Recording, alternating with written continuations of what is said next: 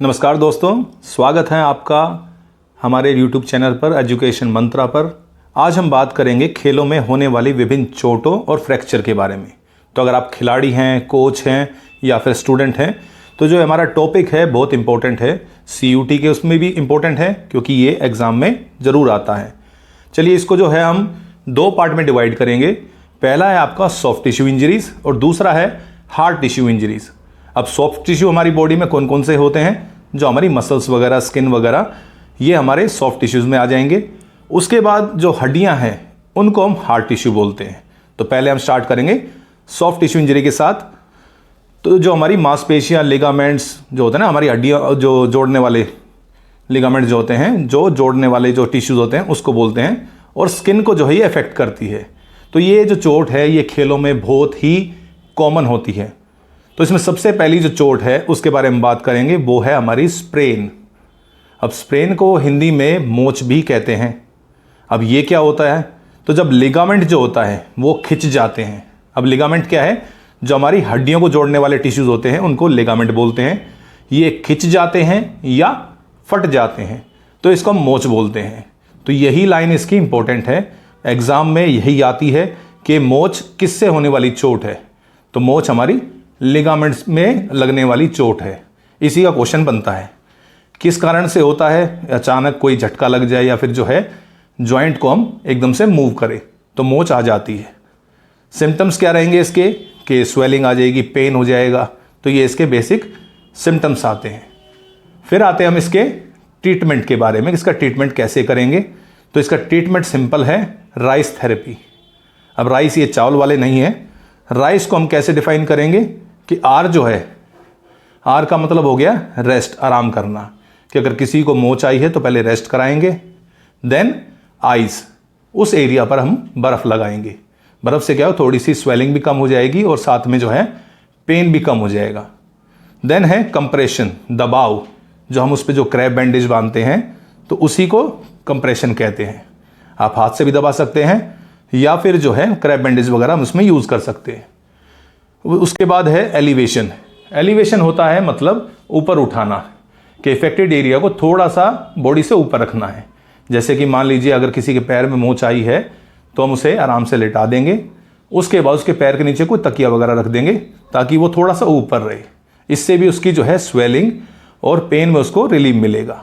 तो स्प्रेन में हमारे क्या इंपॉर्टेंट पॉइंट्स हुए कि एक तो ये लिगामेंट की चोट है, उसके बाद जो इसका ट्रीटमेंट है वो है राइस थेरेपी। अब एग्ज़ाम में राइस आ जाए या फिर प्राइस आ जाए, दोनों एक ही बात है। प्राइस में इसमें जो है राइस में एक पी ऐड हो जाता है। पी का मतलब है प्रिवेंशन। ठीक है, ये पॉइंट क्लियर हो गया। तो इसमें सिर्फ जो मेन टॉपिक्स हैं वही हम कवर करेंगे, ज़्यादा डीप में नहीं जाएंगे। अगली हमारी चोट है स्ट्रेन, मतलब खिंचाव। तो ये किसकी चोट है, तो ये हमारी मसल्स या टेंडन की चोट आती है कि जब मसल्स या टेंडन ज़्यादा खिंच जाए तो उसको हम स्ट्रेन बोलते हैं। स्प्रेन हमारी लिगामेंट की होगी और ये हमारी मसल्स की या टेंडन की हो गई है। तो इन दोनों में यही डिफरेंस है। तो एग्जाम के तौर पे ये पॉइंट्स आप साथ में नोट कर सकते हैं। इसका भी ट्रीटमेंट सेम वैसा ही है जैसा स्प्रेन का है। नेक्स्ट हमारी चोट है वो है कंट्यूशन। कंट्यूशन को हम ब्रूज भी बोलते हैं या फिर हिंदी में हम कहें तो नील पड़ना, नीला पड़ना, ये हम मतलब इसको कहते हैं। अब ये क्या है कि अगर कोई ठोस वस्तु, अगर कोई जो है ऑब्जेक्ट आके लगता है हमारे, जैसे कि मान लीजिए क्रिकेट बॉल है, हॉकी है, या किसी ने पंच मारा, तो ये हमारी देखा ना अपने स्किन पे नीला नीला पड़ जाता है बाद में, फिर वो पीला वीला होकर ठीक होता है। इसी को कंट्यूशन कहते हैं। तो कंट्यूशन में क्या है, हमें सिर्फ यही याद रखना है कि कैसे होता है, इसका मीनिंग सिर्फ। ट्रीटमेंट क्या है, आप आइस लगा सकते हैं, यही सिंपल। इसमें और ज़्यादा अंदर डीप जाने की ज़रूरत नहीं है। देन है हमारा अब्रेजन। अब्रेजन इंग्लिश में सुन के जो है कई बार बच्चे कंफ्यूज हो जाते हैं, अब्रेजन क्या पूछ लिया। लेकिन साथ में जो है हिंदी भी आप चेक करिए, इसका मतलब घर्षण या फिर रगड़ लगना। अब रगड़ लगना बड़ी एक कॉमन जो है चोट है, सभी को कभी ना कभी लगी है। तो इसमें क्या होता है, हमारा जो ऊपर की जो स्किन है वो घिस जाती है, मतलब यार रगड़ के थोड़ी सी छिल जाती है। इसी को अब्रेजन बोलते हैं। ट्रीटमेंट क्या है, यही बड़ा इजी, आप सभी ने किया होगा कि पहले पानी से धो लीजिए, उसके बाद कोई एंटीसेप्टिक जैसे डेटॉल वगैरह आप लगा सकते हैं, या फिर ज़्यादा हो तो पट्टी बांध सकते हैं। ठीक है। नेक्स्ट हमारा इंसीजन। इंसीजन का मतलब होता है कोई कट लगना। अगर कोई जो है ना शार्प ऑब्जेक्ट है वो सीधा उससे स्किन कट जाती है तो इसको हम इंसीजन बोलते हैं। तो इसमें सिर्फ इतना ही रखेंगे हम। उसके बाद लैक्रेशन। अब लैक्रेशन का भी जो है कट ही होता है कि हमारी जो स्किन है वो अनियमित रूप से फट जाती है, कि जो है कुछ एक तो सीधा कट लगे और एक जो है टेढ़ा मेढ़ा कहीं से कट लग गया, तो इसको हम लैक्रेशन बोलते हैं। बेसिकली इंसिजन होता है कोई ऑब्जेक्ट अंदर घुस जाए, कट के चाकू के अंदर कट लग गया, और लैक्रेशन होता है हमारा कोई जो है वैसे कोई बाहर से मार दे, जैसे कोई ब्लेड मार दे, तो ये लैक्रेशन में आ जाएगा। नेक्स्ट है हमारा एवल्यूजन। एवल्यूजन क्या होता है कि कोई स्किन का टुकड़ा ही अलग निकल गया, कोई ऐसी चोट लगी, कुछ हुआ कि स्किन जो है या फिर जो मसल है वो टूट के थोड़ी सी लटक गई बाहर की तरफ, तो इसको ये बोलेंगे। ठीक है, तो ये इसमें हमारी जो है बेसिक हमारी जो इंजरीज हैं, सॉफ्ट टिश्यू इंजरीज, ये इसमें कवर हो गई। नेक्स्ट है हमारा हार्ड टिश्यू इंजरीज, जो कि है हमारा फ्रैक्चर और डिसलोकेशन। तो ये इंपॉर्टेंट टॉपिक है कि एग्जाम में क्योंकि पूछा जाता है, इसके बहुत सारे टाइप्स भी हैं। तो अब बात करते हैं हड्डियों में लगने वाली चोटों यानी फ्रैक्चर की। ये तब होते हैं जब किसी हड्डी में बहुत ज़्यादा दबाव या झटका लगता है। अचानक से कोई झटका लग जाए ज़्यादा तो हड्डी टूट सकती है, तो इसको फ्रैक्चर बोलेंगे। अब इसका पहला टाइप है सिंपल फ्रैक्चर, इसको हम साधारण फ्रैक्चर बोलेंगे। तो इसमें क्या होगा कि स्किन जो है, हड्डी जो है हमारी टूट जाती है, लेकिन स्किन को कुछ नहीं होता। तो क्या होगा इसमें कि स्किन ठीक रहती है, हड्डी अंदर ही टूट गई, तो इसको मैनेज करना बड़ा आसान होता है। प्लास्टर वगैरह लगा दिया तो इसको हम मैनेज कर सकते हैं, तो सिंपल फ्रैक्चर हो गया। सेकंड है हमारा जटिल फ्रैक्चर या फिर ओपन फ्रैक्चर, इसको हम बोलेंगे। ये इसमें आ जाएगा। इसको हम जो है कंपाउंड फ्रैक्चर भी कहते हैं इंग्लिश में। तो इसमें क्या है कि हड्डी भी टूट गई और साथ में जो है वो स्किन को फाड़ते हुए बाहर की तरफ आ गई, तो इसको हम कंपाउंड कहेंगे, क्योंकि इसमें प्लास्टर लगाएंगे तो जो जख्म है उसमें इन्फेक्शन होने का खतरा जो है बढ़ जाता है। तीसरा है सबसे इंपॉर्टेंट ग्रीन स्टिक फ्रैक्चर, ये हर बार पूछा जाता है।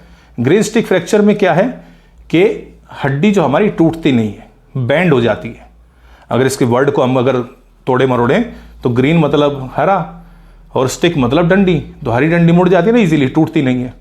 तो वैसे ही इसके साथ होता है। तो जो बच्चे हैं, छोटे बच्चे, जिम्नास्ट, डांसर्स वगैरह, तो ज़्यादा मूवमेंट करते हैं ऐसी जैसे समरसोल्ट वगैरह, तो उस पर कई बार जो है जब वो लैंड करते हैं तो हड्डियों पे ज़्यादा प्रेशर आता है, तो ये होने के चांस बढ़ जाते हैं कि हड्डी अपनी शेप बदल लेती है। नेक्स्ट हमारा कम्युनिकेटेड फ्रैक्चर। तो कम्युनिकेटेड फ्रैक्चर क्या है कि हड्डी कई पार्ट्स में डिवाइड हो जाती है, कि एक्सीडेंट ऐसा हुआ या कोई चोट ऐसी लगी कि हड्डी कई टुकड़ों में टूट जाती है। तो आपने ये नोट्स जो साथ साथ में आप बना रहे हैं उसमें क्या करना, सिर्फ इनकी जो डेफिनेशन है वो रखनी है खाली, कि उसको आपने नोट करना है, ज़्यादा इसमें आपको अंदर जाने की जरूरत नहीं है। देन है ट्रांसवर्स फ्रैक्चर, कि जो एक स्ट्रेट ब्रेक जो लग जाता है बोन में, उसको हम ट्रांसवर्स फ्रैक्चर जो है कहते हैं। देन है ओब्लिक फ्रैक्चर। अब ओब्लिक फ्रैक्चर क्या है, कोई डायगनल जो ब्रेक, अगर कोई डायगनली जो है हड्डी अगर टूटती है तो उसको ओब्लिक फ्रैक्चर कहते हैं। देन है इम्पैक्टेड फ्रैक्चर। अब इम्पैक्टेड फ्रैक्चर क्या होगा कि इसमें हड्डी एक दूसरे के अंदर घुस जाती है। कई बार है ना एकदम से बहुत ज़्यादा से प्रेशर आया, जैसे मान लीजिए हमारी फीमर बोन है, पैर की जो हड्डी है वो बड़ी स्ट्रॉन्ग होती है और मसल्स भी बड़ी स्ट्रॉन्ग है वहाँ पे। तो क्या होता है, कई बार मान लो चोट लगी, हड्डी टूटी, तो वो एक दूसरे के अंदर घुस जाती है, तो इसको हम इम्पैक्टेड फ्रैक्चर बोलते हैं। तो ये हमारे जो है फ्रैक्चर कवर हो गए। उसके बाद है हमारा डिसलोकेशन। अब डिसलोकेशन क्या है कि कई बार जो है हड्डियाँ जो जॉइंट्स हैं वो अपनी जगह से हिल जाते हैं, मतलब जो है एक दूसरे से जो है थोड़ा सा दूर हो जाते हैं, अपनी जगह बदल लेते हैं, तो उसको डिसलोकेशन बोलते हैं। ठीक है, तो डिसलोकेशन कहाँ कहाँ होगी, कई बार आपने ट्राई किया होगा, कुछ आप खा रहे हैं बर्गर वगैरह या ज़्यादा मुंह खोल लिया तो होता है ना, पेन होता है, अटक जाती है हड्डी, और ज़्यादा हो गया तो हड्डी वो अपनी जगह से निकल जाएगी। आपने क्रिकेट मैच देखो, रोहित शर्मा को देखा होगा कि कंधा कई बार उतर जाता है, हालांकि वो फिक्स कर लेता है क्योंकि वो उसको कई बार हो चुका, तो उसे एक्सपीरियंस हो कैसे करना है। तो हमारे जो शोल्डर है, कई बार जो है हिप बोन है, वहाँ से भी हड्डी डिसलोकेट हो जाती है, एरिया को छोड़ देती है अपने, तो इसको डिसलोकेशन बोलते हैं।